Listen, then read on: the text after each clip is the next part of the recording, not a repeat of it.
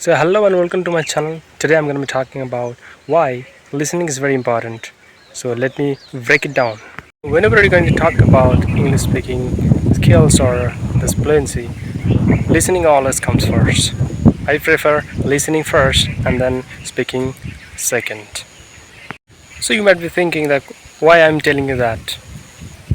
Everybody tells you that speaking is the first. Obviously speaking is important, but listening, in my opinion, listening is more important than speaking. So you have to listen. Why? Let me tell you that. So when we were child, we just listened to everybody.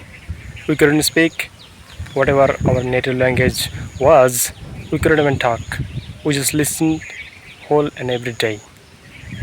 But this is the way you have to learn. If you want to learn English, you have to listen to first carefully, and then you have to speak. I think that was the reason, and you have to listen first.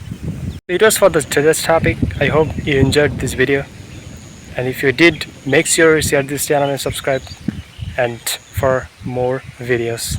Till then, thank you.